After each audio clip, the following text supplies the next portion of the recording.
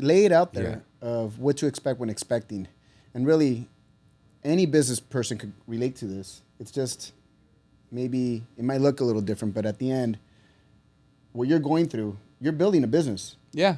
You might have not invested $1 million into the business, but you're building a business. And the roller coaster of emotions, which Jeff could break down very well. How was it? I mean, what was it that someone who's getting started, whether it's in financial industry or whether it's in essential services or whether it's in solar or whatever business they're going to launch, what advice would you give them based upon your experience of what you've gone through? And also mindset. What context and what, let's just call it, empowering conversations can they create so that this way they fast forward and they're able to take trips to Hawaii with their entire organization like you have? Right.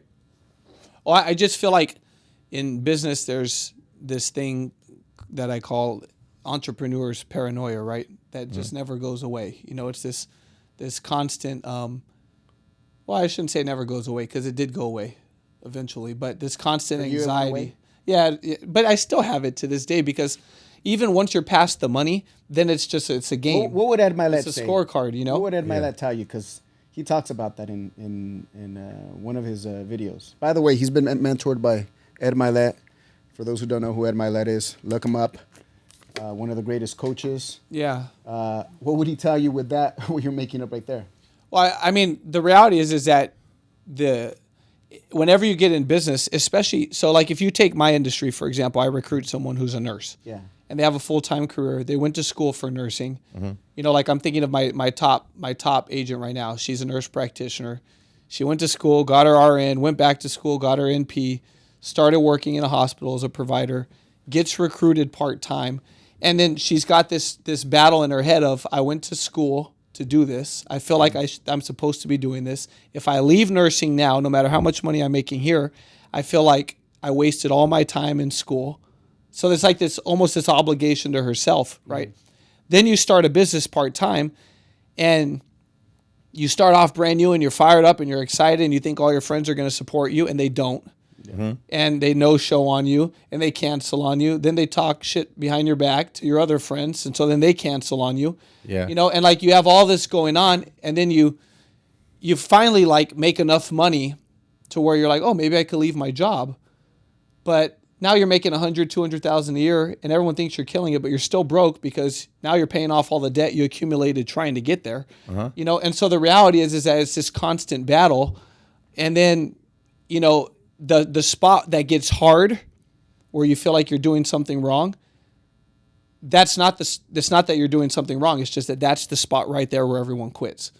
Yeah. You know, and so it's this constant, just never ending, like up, down. And then if you don't have an organization yet, it's inconsistent because it's 90% reliant on you, you know, and so it's just this constant battle. But that battle right there, whether it's for someone 6 months, 6 years, 10 years, 15 years, it's different for everybody. Mm-hmm.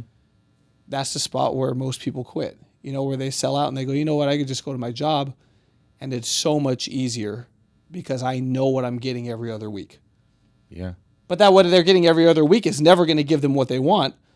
But it's like sacrificing the dream for, I guess you would call it peace of mind, even though there's no peace of mind in being paycheck to paycheck. No. Does that sound a lot like when you were starting out? It sounds exactly the same. When I came up in the business, it was the same thing. I got in and I would invite some of my friends to a meeting and they would flake. And there wasn't Zoom at the time, so we had to keep inviting them to meetings in person. And in LA, traffic, even 10 miles away, traffic is like an hour. Yeah. So I would invite one of my good friends who's one of the top leaders on my team, Efren. So I'd say, Efren, you got to come to this meeting. We met at the gym. Let me put some context for the audience. Yeah. By the way, how old are you? I'm 54. No, not right now. 24, I was 24. At the time, 24. How old were you when you got started? I was 25, turning 26 when I got 25, started. 26. What was it that you did before? I bartended, managed hotels and restaurants, and was a personal trainer. Okay. And the industry that he's talking about is selling telecommunications? At the time, it was selling long-distance service. Long distance. And pagers. And the way you would make money is how? I just simplify it. You would make a percentage. We just make a percentage off of everyone's $15 a month long distance bill. $15 a month long distance bill. And how much is that? How much is that? It was like $1 or $2 per month per customer. All right. Maybe. Would you get recruited for selling long distance, making $1 on every client that you get? And then let alone, maybe at that time, a lot of your friends didn't own homes. Maybe. Yeah. Most of my friends were broker than me. Yeah. So your vision had to be huge. Yeah. Well, they talked about first of all, we know that without vision, people perish, right? Yeah. So my vision was eventually we're going to get into gas. We're going to get into electricity. We're going to get into healthcare where the bills are 10 or 15 or 20 times more. So I thought I'll just build a large enough team that when we sell something good, it'll exponentially better. So I was like, long-term thinking is I'm just going to build it and learn regardless if I don't make a dime for my first 3 years. Okay. As long as I can build it and then be positioned to make 6 figures or 7 figures a year, 3 to 5 years in, I knew that success when you own your own business was not overnight. It was like going to take sacrifice and blood, sweat, and tears. And by the way, I know you don't like when I do this, but I chat GPT'd you right now, Jeff. Okay. And we'll have the screen right here. And let's see. It says, Jeff Weber has been a prominent figure in multi-level marketing, MLM industry, particularly through his association with ACN, specializing in telecommunications and now essential services. By 2014, his earnings were approximately $6.5 million, and he was ranked in the top 100 MLM earners. And I just started asking ChatGPT 2015, 2016. It's one thing to make $1 million.